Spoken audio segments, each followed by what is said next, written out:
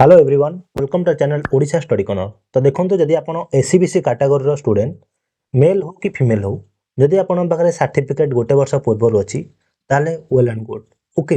जदि आपन पाखे सर्टिफिकेट डाउट रोची तो आपको ये वीडियो मु क्लियर करदेवी। सीजीएल फॉर्म पकड़ा पूर्व आप भूल करूँ ना। बहुत टीचर बहुत कथा कहे तो रिस्क आपड़ ने जदि आपको असुविधा है आपड़ ही भोगे।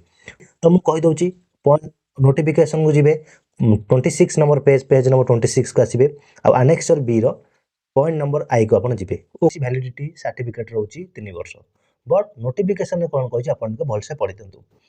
पॉइंट नंबर आई रे कही SCBC category candidates must submit A photocopy of a valid SCB certificate issued by the competent authority which must be within 1 year prior to the closing date of the online application and also a declaration in the prescribed format to be notified।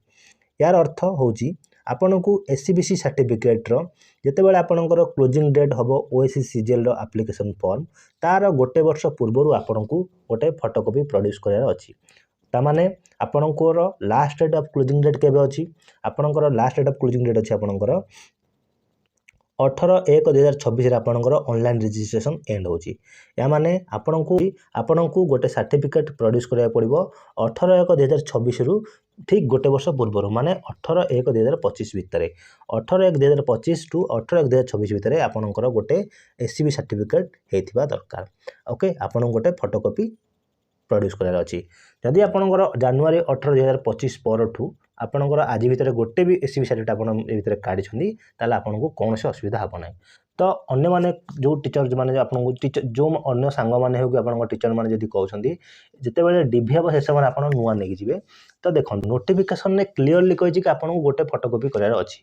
Okay सेते बेले मे भी आपनको नुआ काढले accept कर दियंती but से समय officer किए थिबो डीवी बेले चेयरमैन कर माइंड कोन हबो बट जदि आपन से कहया कथा कि आपन जेते बेले फॉर्म पकाउछन्ती सेही समय आपन एससीबीसी कैटेगरी बिलोंग करता दरकार। जेते बेले से मागिबे जदि आपन मार नथिबो तो सेते बेले आपन ही ऑलरेडी हेबे। तो एबे भी आपन समय अछि आपन जानतु आपन कोन करबे म आपन गोटे दे दोछि डाउट। जदि आपन पूर्व एससीबीसी रे पकैछन्ती 2024 डिसेंबर हो कि ता पूर्व आपन करछन्ती आपन मार नाही ओके।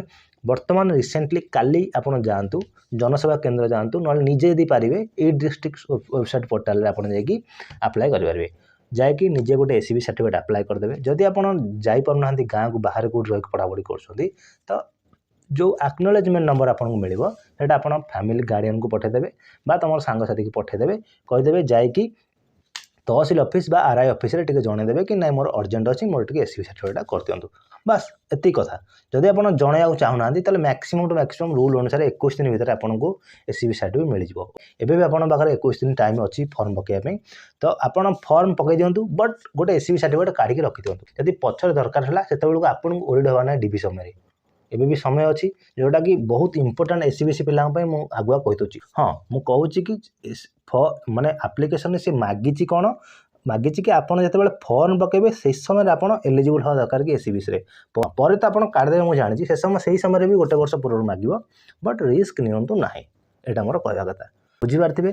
तो वीडियोटा जदि भल लागिथो तले अन्य मानकु शेयर कर दियंतु रिस्क नबार नाही निजे जाके अप्लाई करी गोटे काढी दियंतु ओके। थैंक यू रहउची जय जगन्नाथ।